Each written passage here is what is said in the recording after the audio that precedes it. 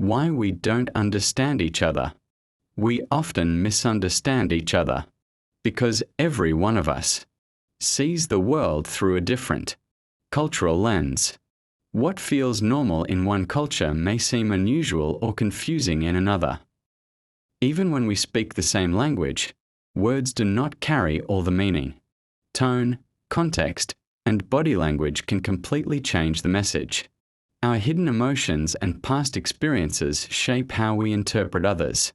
Sometimes we misunderstand people because of our own fears and insecurities, not their words.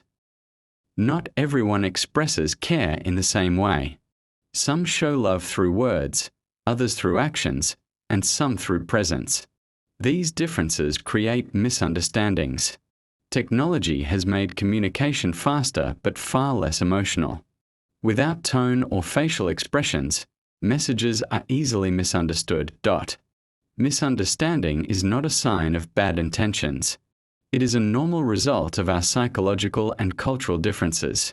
When we understand each other better, we build deeper and stronger human connections.